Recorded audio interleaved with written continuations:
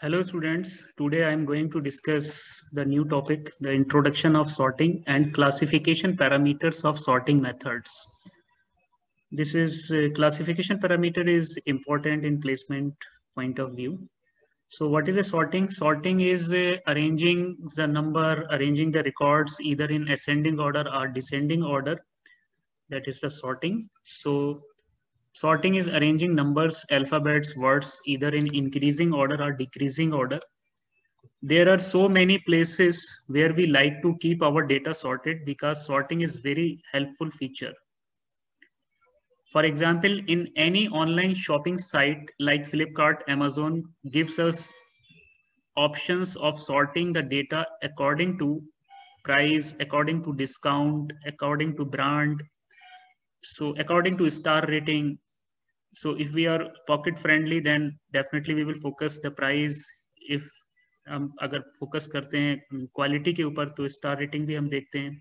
Brand preference हैं तो हम देखते हैं किस ब्रांड का अकॉर्डिंग टू दैट सॉर्टिंग करते हैं.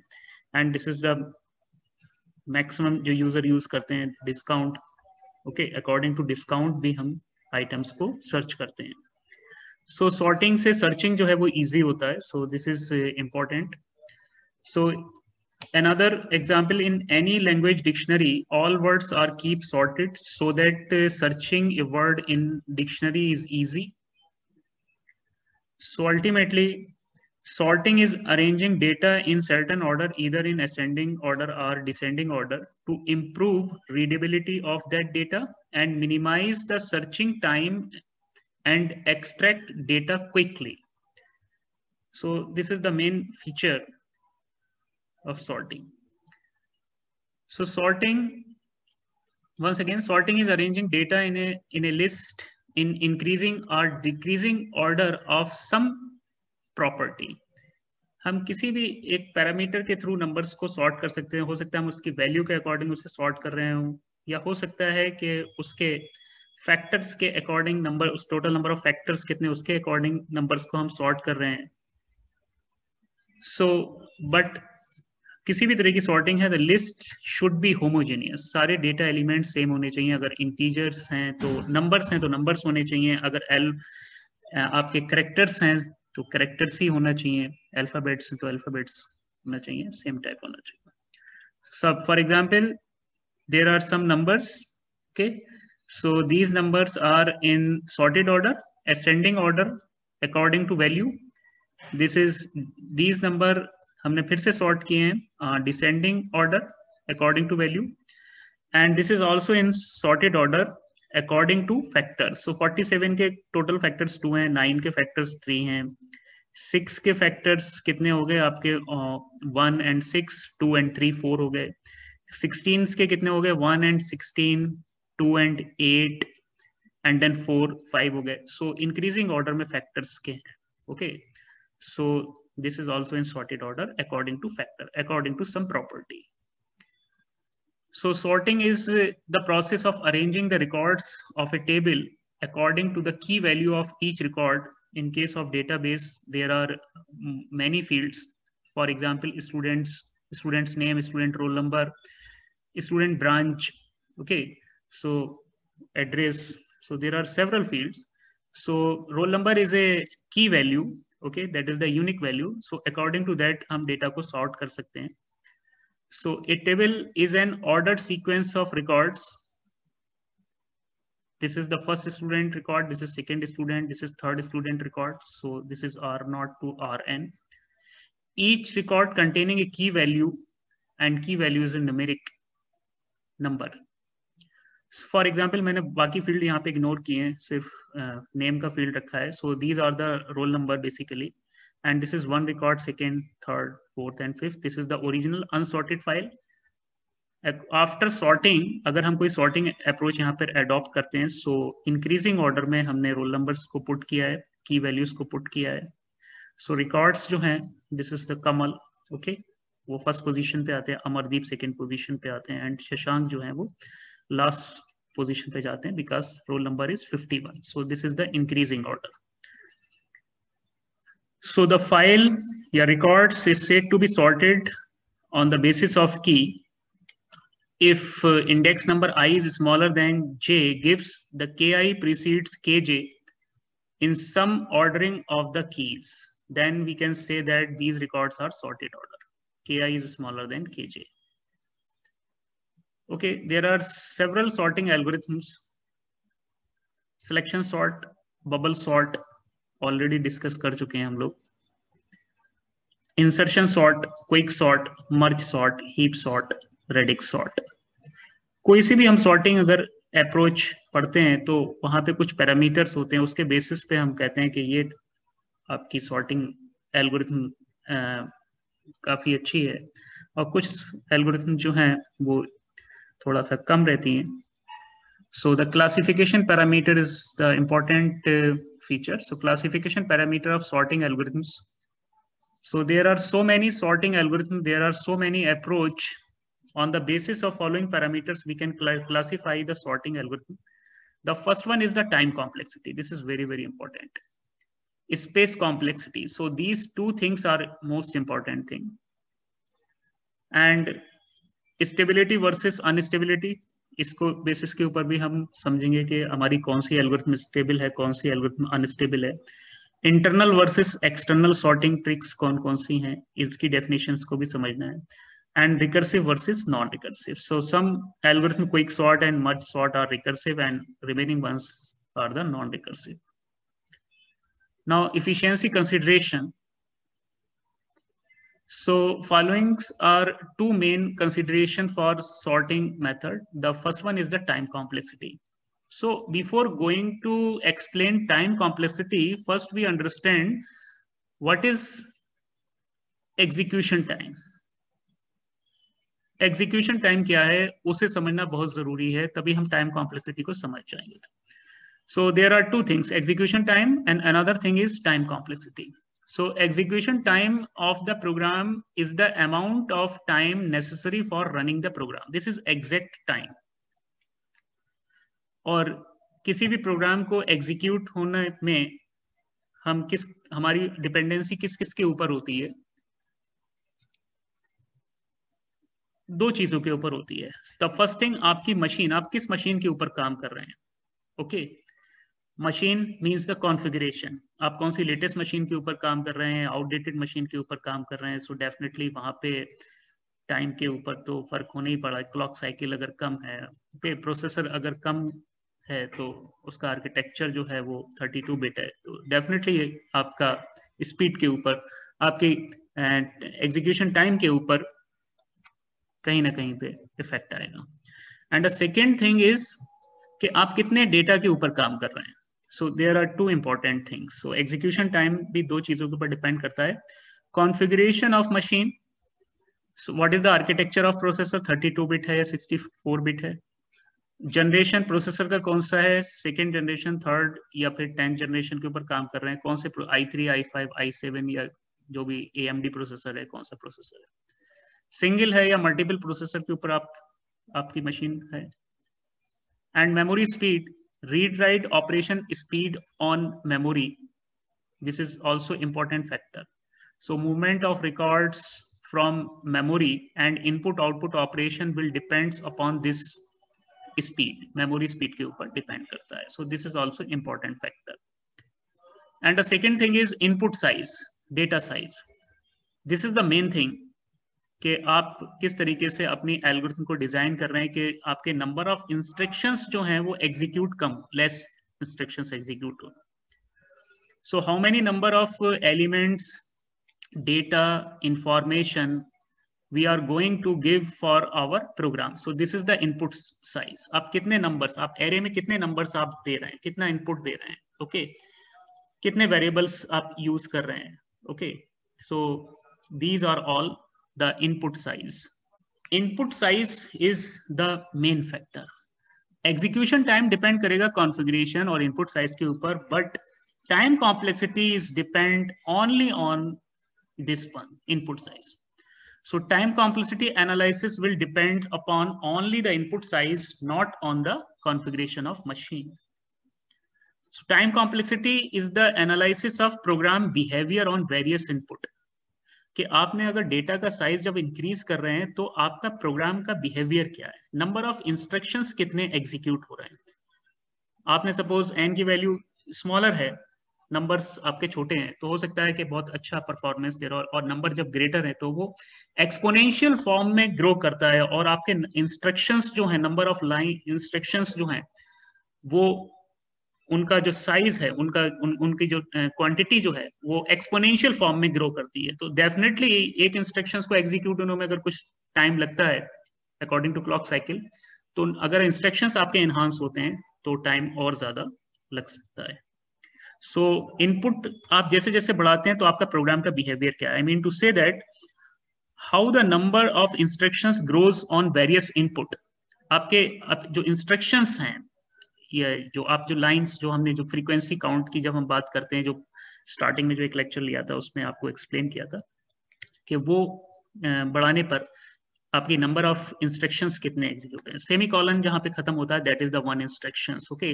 जहां जहां पे भी सेमी कॉलन होता है तो एक इंस्ट्रक्शंस की बात हो रही है। कहीं ऐसा तो नहीं है कि n का साइज बढ़ने पर n नंबर्स अब जैसे बढ़ाते हैं वो इंस्ट्रक्शन तो हैं वो एक्सपोनेंशियल फॉर्म में ग्रो कर रहे हैं, या फिर क्वाड्रेटिक फॉर्म में ग्रो कर रहे हैं, या लीनियर फॉर्म में ग्रो कर रहे हैं, या लॉगरिथमिक फॉर्म में ग्रो कर रहे हैं, तो उसके बेसिस पे हम बताते हैं कौन सी टाइम कॉम्प्लेक्सिटी आपकी बेहतर है। सो प्रोग्राम बिहेवियर ऑन किसके ऊपर डिपेंड है, ऑन वेरियस इनपुट साइज के ऊपर। I mean to say that how the time taken by the algorithm grows with the input size. Definitely जब इंस्ट्रक्शंस अगर ग्रो करेंगे तो एक इंस्ट्रक्शन को एग्जीक्यूट होने में कुछ टाइम लगेगा, तो आपका टाइम भी ग्रो करेगा एल्गोरिथम को एग्जीक्यूट होने के लिए, okay. So these are two synonyms lines. So time complexity, time complexity is the rate of growth of number of instructions execution with respect to the input size, okay।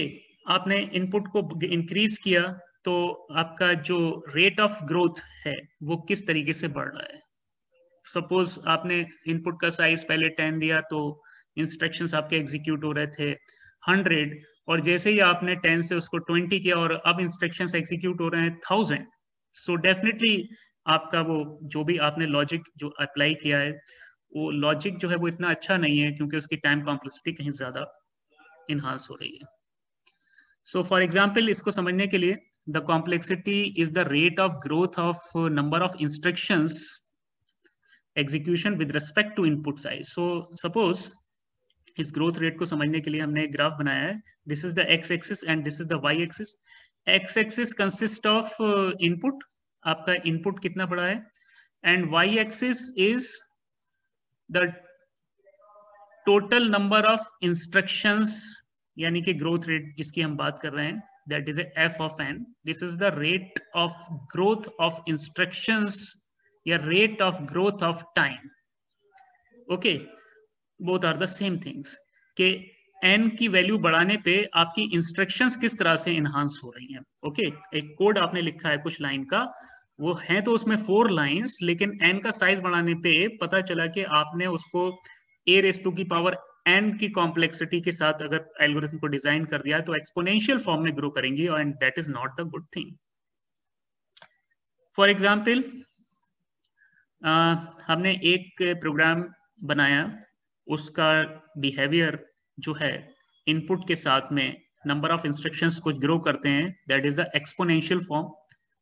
और ये example आपको कहाँ देखने में मिलेगा, फिबोनाची सीरीज अगर recursive वे में आपने डिजाइन की है, पिछले एग्जांपल में अगर हमने जो आपको बताया था, तो अगर उसकी टाइम कॉम्प्लेक्सिटी आप कैलकुलेट करेंगे तो that is the 2 raise to की power n, so that is not the good, but anyway. So ये बिहेवियर है आपके प्रोग्राम का विद रिस्पेक्ट टू इनपुट बढ़ाने पे नंबर ऑफ इंस्ट्रक्शंस जो हैं वो बहुत तेजी के साथ बढ़ रहे हैं, ओके।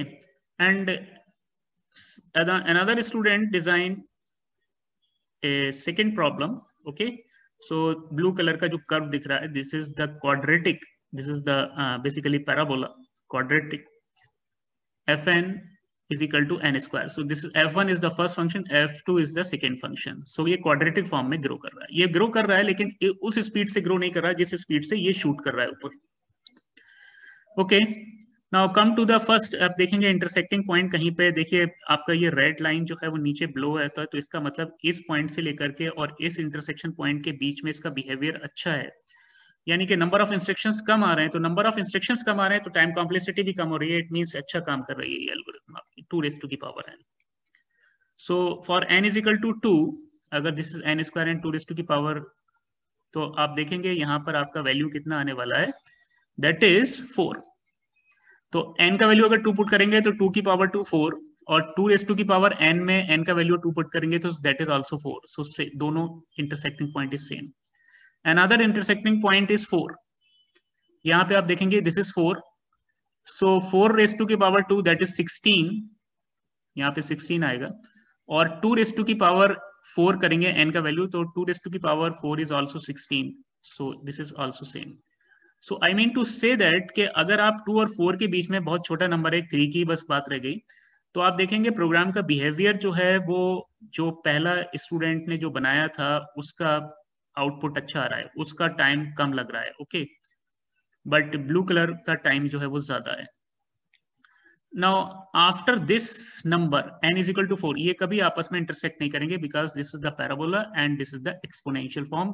ये y एक्सिस के साथ में ग्रो करता जाएगा शार्पली, ये भी y एक्सिस के साथ में ग्रो करेगा बट शार्पली नहीं करेगा, ये आपका टिल्ट है। So in any point which is greater than 4, suppose ये आपने यहाँ पे 2 पॉइंट लिए, this is the first intersection point, this is a second, okay. So अगर आप यहाँ पे इसका कैलकुलेट करेंगे कितने इंस्ट्रक्शंस आ रहे हैं, तो n square, this is the number of instruction जो मैंने यहाँ से लेके यहाँ तक का एरो बनाया है, and this is 2 this is first function, इसका मैंने नंबर ऑफ इंस्ट्रक्शंस जो है वो रेड कलर की एरो से रिप्रेजेंट किया है, and this is greater then this one. अब एक ही इनपुट के लिए आप देख रहे हैं कि यहाँ पे बहुत ज्यादा फर्क आ गया कि नंबर ऑफ इंस्ट्रक्शंस ग्रो ज्यादा कर रहे हैं यहाँ पर इसकी कंपैरिजन में। सो टेबुलर फॉर्म में अगर हम देखते हैं, सपोज n का वैल्यू अगर 0 है तो द फर्स्ट स्टूडेंट का जो प्रोग्राम था और सेकेंड स्टूडेंट का जो प्रोग्राम था उसमें क्या इंस्ट्रक्शंस आ रहे हैं। अगर n का वैल्यू 2 है तो सेम, n का वैल्यू 3 है तो फर्स्ट स्टूडेंट का जो है, I mean to say that this is the second student, यहाँ पे f2 है, दिस इज द गुड, क्योंकि यहाँ पर आपके this is bad because number of instructions 9 है और 2n में 8 है, so this is good, okay. But 4 के लिए सेम है, और 4 के बाद अगर हम 5 करते हैं तो दिस इज 25 जो क्वाड्रेटिक फॉर्म में, और एक्सपोनेंशियल फॉर्म में 32। सो यहाँ पे चेंज आ गया। जैसे हम n का वैल्यू अगर 10 करते हैं तो जो हमारा सेकेंड स्टूडेंट था जिसने डिजाइनिंग की थी किसी प्रोग्राम की, सो नंबर ऑफ इंस्ट्रक्शंस कितने एग्जीक्यूट होते हैं, दैट इज 100, बट जो पहला प्रोग्राम था, जो पहला स्टूडेंट था, उसने 2n 2n10, इट मीन्स 1024, तो 10 टाइम्स का फर्क आ गया आपको। अब ये देखिए आप यहाँ पर अगर कुछ भी सेकेंड्स माइक्रो सेकेंड्स लगते हैं तो यहाँ पर और वहां पर कितना डिफरेंस आने वाला है। नंबर ऑफ इंस्ट्रक्शंस जो है वो ग्रोथ रेट आप देखिए कितना होता है, so this is the rate of growth of instructions, this line, okay, और ये शार्पली एकदम एनहांस कर जाता है ऊपर की तरफ। सो इस तरीके से हम प्रोग्राम का बिहेवियर पहचानते हैं और फिर डिसाइड करते हैं कि टाइम कॉम्प्लेक्सिटी किसका ज्यादा है, टाइम कॉम्प्लेक्सिटी किसका कम है, this is exponential, this is not good. So therefore, time complexity is the measure of rate of growth of time taken by an algorithm with respect to the input size. Some algorithms will be relatively faster than others. जैसे ये blue और red में मैंने difference आपको बताया. Okay, so the amount of time for running a program is proportional to the number of comparison. कितने आपके comparison हो रहे हैं उसके ऊपर डिपेंड करता है, अगर हम बहुत ही इसको शॉर्ट में अगर बात करें। And the movement of the records are movement of pointers to records. Records का movement भी आपका time complexity को enhance करेगा, increase करेगा. Okay, so this is the brief of time complexity. Now come to the space complexity. This is the memory usage. यहाँ पे भी दो चीजें हैं कि आप अगर कोई प्रोग्राम बना रहे हैं तो आपकी मेमोरी किस किस तरीके से आप ऑक्यूपाई कर रहे हैं। So there are two ways of memory usage by a program. The first thing is memory usage by a program length, कि आपकी कितने लाइन का कोड आपने लिखा है, सो डेफिनेटली वहां पे भी मेमोरी तो कंज्यूम होती है। And second thing is memory आप किस तरीके से यूज कर रहे हैं, memory consumption by local variables कितने आप यूज कर रहे हैं, लिस्ट ऑफ पैरामीटर्स कितना है, फंक्शन कॉलिंग आप कितनी बार कर रहे हैं, ओके यानी फंक्शन कॉलिंग मींस आप स्टैक एरिया में आप एक्टिवेशन रिकॉर्ड को पुश कर रहे हैं, स्टैक फ्रेम को पुश कर रहे हैं, using of malloc function, okay so malloc function reserve करता है मेमोरी आपके हीप एरिया से ड्यूरिंग रन टाइम। सो अगर आपने एक लूप में malloc फंक्शन को यूज किया तो वो भी आपका ग्रो करता है sharply, okay so these are the factors, 2 factors, okay जहां पे मेमोरी यूज हो रही है। सो स्पेस कॉम्प्लेक्सिटी का जो कंसर्न है वो सिर्फ और सिर्फ सेकंड पॉइंट से है। सो space complexity analysis is concern only from point 2 not from point 1, इससे मतलब नहीं है, because this is the constant, ये तो टेक्स्ट है आपका। रन टाइम पे आप किस तरीके से आप मेमोरी को ग्रो कर रहे हैं, okay so it is amount of memory space required for running the program. Program को रन करने के लिए जो भी आपकी मेमोरी आपकी जो यूज हो रही है, सो that is the space complexity. So space complexity analysis of the algorithm is the analysis of amount of memory space consumed by an algorithm during its execution. Execution में आपकी प्रोग्राम में memory किस तरीके से use कर रहे हैं। आपने कुछ फिक्स वेरिएबल यूज किए तो डेफिनेटली मेन फंक्शन जब कॉल होगा तो एक एक्टिवेशन रिकॉर्ड वहां पे पुश होगा, तो आपकी मेमोरी यूज होती है, but that is a constant. लेकिन अगर आप एक फंक्शन कॉल करते हैं सो वेरी करेगी, और फंक्शन को कॉल करता है, सेकंड थर्ड को कॉल करता है, थर्ड फोर्थ को कॉल करता है, तो डेफिनेटली आपका स्टैक फ्रेम पुश होते जाएंगे, तो आपका मेमोरी जो है वो यूज होगा। या यू कैन से दैट अगर आपने malloc फंक्शन से हीप से मेमोरी की डिमांड की है और आप फॉर लूप के अंदर आप malloc फंक्शन को यूज करते हैं in case of C, so heap area से आपके चंक ऑफ बाइट्स जो है वो रिजर्व हो गए, एलोकेट हो गए, ओके और वो लूप के अंदर है तो डेफिनेटली वो आपके नंबर्स जो है बढ़ते जाएंगे, सो आपकी मेमोरी वहां पे भी यूज हो रही है। So that is the space complexity. तो स्पेस कॉम्प्लेक्सिटी एनालिसिस में हम ये देखते हैं कि हम कितनी बार कितनी फ्रीक्वेंसी से उस मेमोरी को ग्रो कर रहा है, किस तरीके से हम यूज कर रहे हैं। So space complexity it is rate of growth of memory consumption with respect to input size. Input बढ़ाने पर, एन का नंबर बढ़ाने पर आपका कंजम्पशन पे किस तरह से फर्क हो रहा है, किस तरीके से ग्रो कर रहा है। So some sorting algorithms are in place. It means they use constant amount of extra memory to rearrange the elements in the list.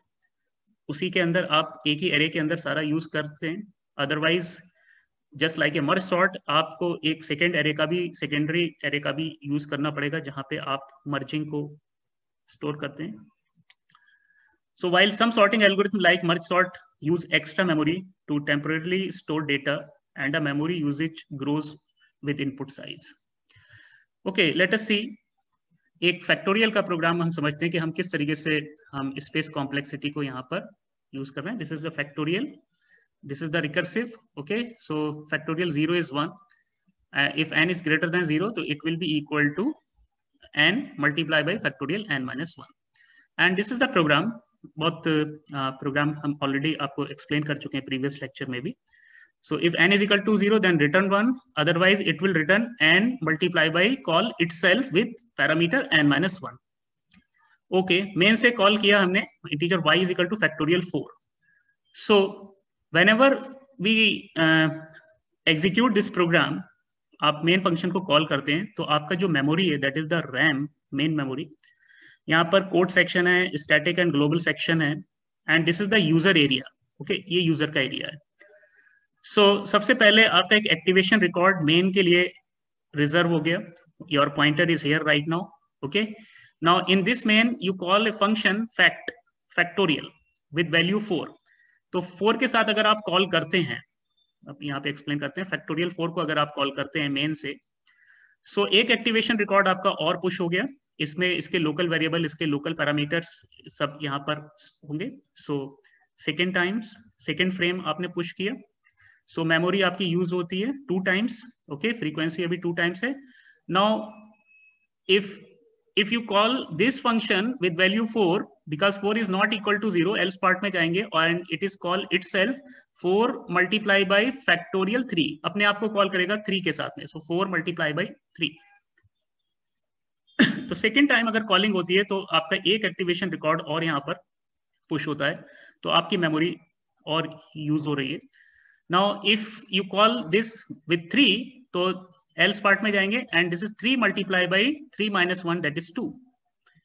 4 से 3, 3 से 2, सो एक फ्रेम और पुश होगा यहाँ पर. Now if 2, because 2 is not equal to 0, तो once again call for 1, 2 minus 1 that is 1. Okay, now if fact is 1, तो 1 is not equal to 0, then once again call, यहाँ पे आपका पुश हो गया activation record, once again calling with 0, so एक record आपका और यहाँ पे पुश हो गया activation record stack frame. now factorial 0, fact 0, if n is equal to 0, then अपने आप को अब कॉल नहीं करेगा, अब ये रिटर्न करेगा वैल्यू 1. ओके, सो यहाँ से आपका ये complete. Okay, so whenever the task is over, तो एक रिकॉर्ड आपका यहाँ से डिलीट हो गया, यहाँ का टास्क खत्म होती है दूसरा रिकॉर्ड डिलीट हो गया. आपने जब यहाँ पे कोई वैल्यू रिटर्न करी that is 2 multiply by 3, it mean 6 हो जाएगा, जो कि यहाँ पे पहुंचेगा. सो टास्क इज ओवर, तो रिकॉर्ड इज डिलीट. तो पॉप ऑपरेशन में रिकॉर्ड आपका डिलीट हो रहा है, पुश ऑपरेशन में पुश रिकॉर्ड यहाँ पे ऐड हो रहा था. Okay, so this is 6 multiply by 4 that is 24. तो आपका 3 का भी टास्क कंप्लीट हो गया. नाउ फैक्टोरियल 4 जो है 24 हो चुका है. So if task is over, control कहाँ पे, मेन पे जाएगा. सो मैक्सिमम कितना मेमोरी आपका यूज हुआ, this will depend upon the size of this parameter, that is n. n की वैल्यू के ऊपर डिपेंड करता है. Okay, so space complexity is equal to maximum memory consumed during run time. तो अभी तो खाली है, लेकिन अभी तक इससे पहले कितनी मैक्सिमम आपने खर्च की थी, तो that is depend on the size of input.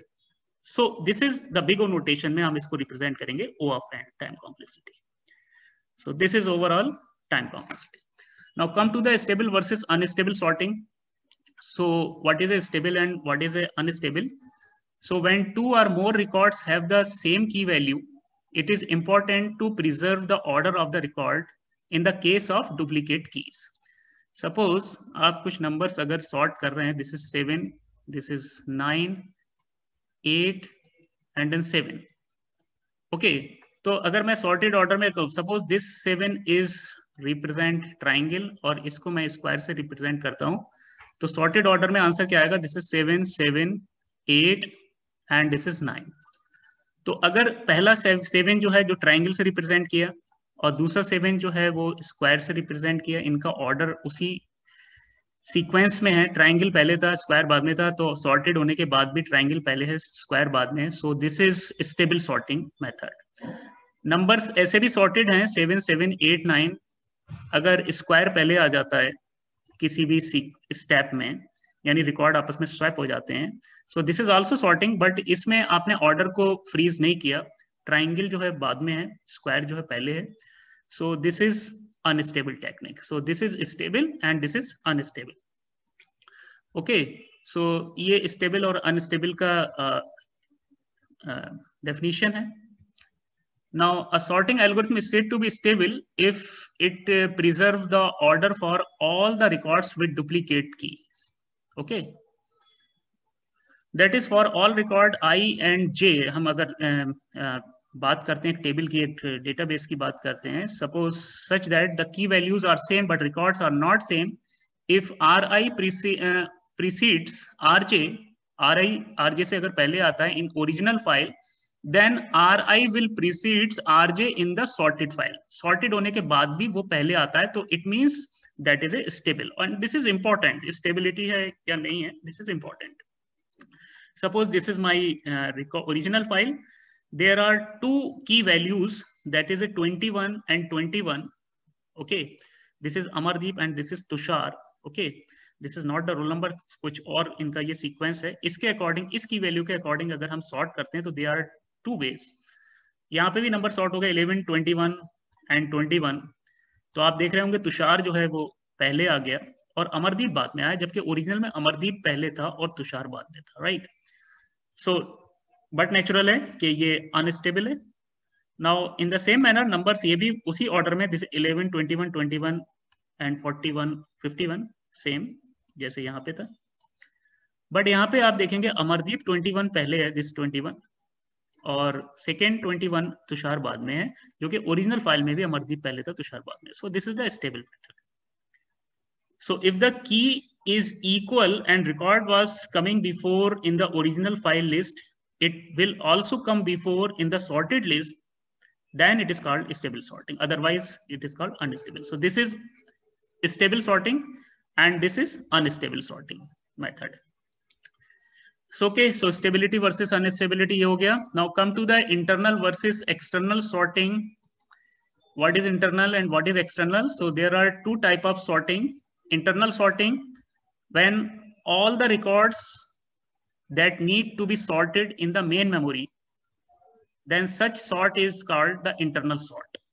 If the volume of data is less and these records kept internally in the main memory, that is called the internal sorting method. अगर volume of data small नहीं है, volume data huge है, तो आपको auxiliary memory, main memory से बाहर निकल गया तो आपको auxiliary memory की भी जरूरत पड़ सकती है. So external sorting deals with the sorting the data stored in the data files.